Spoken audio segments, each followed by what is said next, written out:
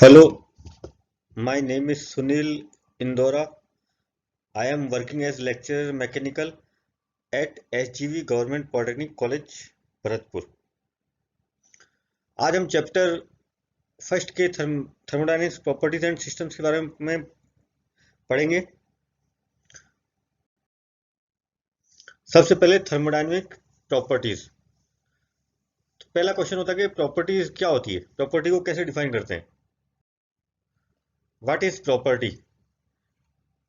Property is a characteristic of the system that describes its state is termed as property। Means किसी भी system की कोई भी जो करेक्टरिस्टिक्स होती है या जो उसका गुण होता है जिससे कि उसकी स्टेट को हम बता सकते हैं, एक्सप्लेन कर सकते हैं, उसको हम प्रॉपर्टी कहते हैं। The property of system can be measured and sensed.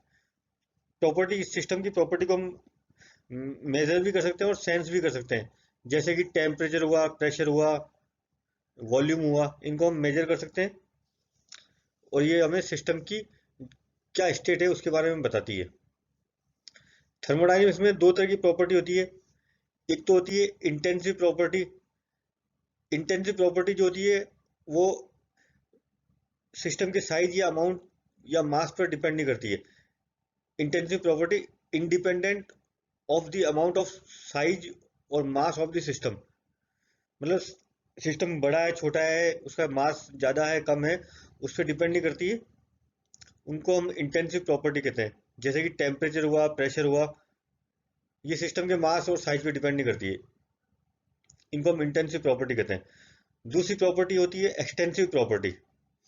Extensive property जो होती है वो सिस्टम के अमाउंट पे, साइज पे या मास पे डिपेंड करती है। Extensive property, this types of properties depends on the amount, mass और size of the system. Means volume, total energy etcetera. अब सिस्टम का जो वॉल्यूम है वो उसके मास या साइज पे डिपेंड करता है। जितना ज़्यादा मास होगा उतना ज़्यादा उसका वॉल्यूम होगा।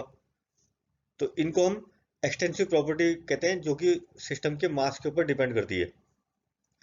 अब इस बात यहाँ देखने की बात है कि specific extensive property means extensive property divided by mass are intensive property. मतलब कि एक्सटेंसिव प्रॉपर्टी को अगर हम मास से डिवाइड करते हैं तो वो भी इंटेंसिव प्रॉपर्टी बन जाती है। सच एज स्पेसिफिक वॉल्यूम, अगर वॉल्यूम में उसको मास से डिवाइड कर देते तो वो स्पेसिफिक वॉल्यूम बन जाता है, तो फिर वो इंटेंसिव प्रॉपर्टी कहलाती है। दूसरा एग्जांपल है एनर्जी पर यूनिट मास। जो सिस्टम की टोटल एनर्जी है उसको अगर हम मास से डिवाइड कर दें तो वो भी फिर हमारी एक्सटेंसिव प्रॉपर्टी बन जाएगी।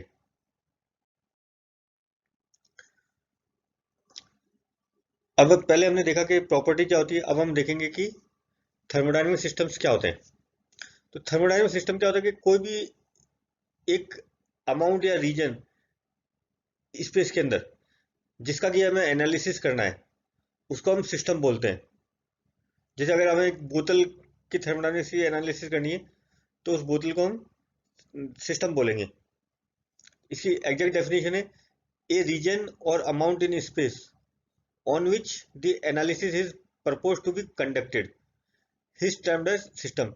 जिस पर हमें एनालिसिस करना है उसको हम सिस्टम बोलते हैं। ठीक है। Anything outside the system is called surrounding. System के बाहर जो भी चीज है उसको हम सराउंडिंग बोलते हैं।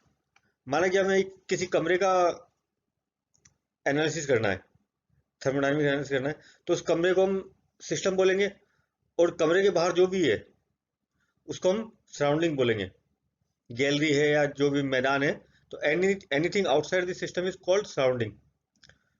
और सराउंडिंग और सिस्टम को जो सेपरेट करता है ये सरफेस, रियल और इमेजनरी, रियल भी हो सकता है या इमेजनरी भी हो सकता है, मूवेबल और फिक्स्ड, वो मूव भी कर सकता है, फिक्स भी कर सकता है, that separate the system from surrounding is called system boundary. System और सराउंडिंग को जो सेपरेट करता है उसको हम बाउंड्री बोलते हैं।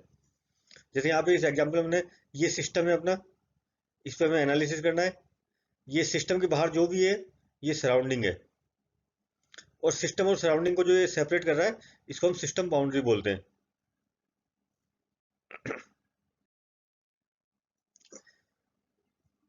अब हमारा नेक्स्ट है कि थर्मल सिस्टम हमने डिफाइन कर लिया, लेकिन सिस्टम कितने तरह के होते हैं? तो थर्मोडायनेमिक्स में हमारे तीन तरह के सिस्टम होते हैं: ओपन सिस्टम, क्लोज सिस्टम और आइसोलेटेड सिस्टम। पहले हम देखेंगे ओपन सिस्टम। ओपन सिस्टम में क्या होता है कि both mass and energy interactions with surrounding is possible. ये हमारा सिस्टम है ओपन सिस्टम, तो इसमें हमारा मास अंदर भी आ रहा है और मास बाहर भी जा रहा है, तो मास का इंटरेक्शन भी हो रहा है और एनर्जी अंदर जा रही है और एनर्जी बाहर भी जा रही है, तो इसमें एनर्जी का इंटरेक्शन भी हो रहा है। इसका एग्जांपल है जैसे कि एयर कंप्रेसर। एयर कंप्रेसर में हमारा एयर अंदर भी जा रही है और कंप्रेस्ड एयर बाहर भी निकल रही है, और उसमें हम इलेक्ट्रिकल एनर्जी देके कंप्रेसर से वर्क भी कर रहे हैं और वो वर्क बाहर हीट के रूप में बाहर भी जा रहा है, तो इसमें मास का भी फ्लो हो रहा है और एनर्जी का भी फ्लो हो रहा है। दूसरा एग्जांपल है जैसे गीजर। गीजर में हमारा ठंडा पानी भी जा रहा है और गर्म पानी भी बाहर निकल रहा है, और उसमें हम जो इलेक्ट्रिकल एनर्जी दे रहे हैं वो एनर्जी अंदर जा रही है और गर्म पानी के रूप में एनर्जी बाहर भी निकल रही है। तो इस तरह के सिस्टम हमारे जिसमें दोनों तरह के इंटरेक्शन होते हैं, मास और एनर्जी, उनको हम ओपन सिस्टम बोलते हैं। सेकंड हमारा सिस्टम है क्लोज सिस्टम। क्लोज सिस्टम में क्या होता है कि खाली एनर्जी का इंटरेक्शन होता है, मास का इंटरेक्शन नहीं होता है। Only energy interaction with surrounding, no mass interaction. ये हमारा सिस्टम है क्लोज सिस्टम। इसके अंदर क्या है कि हमारी एनर्जी तो जा रही है और एनर्जी बाहर भी निकल रही है, लेकिन कोई भी मास का फ्लो नहीं हो रहा है। न तो कोई अमाउंट या मास अंदर जा रहा है, नहीं कोई अमाउंट या मास बाहर जा रहा है। तो इस टाइप के सिस्टम को हम क्लोज सिस्टम बोलते हैं। जैसे कि एग्जांपल है cylinder piston mechanism in ice engine. तो आइस इंजन का जो सिलेंडर पिस्टन मैकेनिज्म है, उसमें एक बार जब वाल्व बंद हो गए तो उसके अंदर न तो कोई पेट्रोल डीजल या फ्यूल जाता है, न ही उसमें से बाहर आता है। खाली उसका कंबशन होता है, और कंबशन होने से हमारी जो एनर्जी है, वो कंबशन की एनर्जी इन है, वो वर्क के रूप में बाहर निकलती है। तो इस तरह के सिस्टम को हम क्लोज सिस्टम बोलते हैं, जिसमें मास का ट्रांजेक्शन नहीं हो और एनर्जी का ट्रांजेक्शन होता है। तीसरा सिस्टम है हमारा आइसोलेटेड सिस्टम। इसमें क्या होता है कि neither mass nor energy can be transferred to surrounding, no interaction of mass and energy with surrounding, no interaction of mass and energy with surrounding. तो ये आइसोलेटेड सिस्टम होता है। इसमें डेल्टा एम भी जीरो होगा और डेल्टा ए भी zero होगा। जैसे ये सिस्टम है, इसके अंदर न तो मास अंदर जा रहा है, न मास बाहर जा रहा है, न एनर्जी अंदर जा रही है, न एनर्जी बाहर जा रही है। इसका एग्जांपल क्या है कि हमारा थर्मोफ्लास्क होता है, जो हमारे बोतल होती है थर्मोल। उसके अंदर हम एक बार गर्म पानी भर दिया, ढक्कन लगा दिया, तो उसके बाद न तो उसके अंदर पानी जा रहा है, ना आ रहा है, न ही उसको कोई एनर्जी अंदर जा रही है, ना बाहर जा रही है। वो इंसुलेटेड रहता है, एकदम आइसोलेटेड रहता है, जब तक कि हम उसका ढक्कन खोल के पानी ना निकालें। तो इस तरह के सिस्टम को आइसोलेटेड सिस्टम बोलते हैं।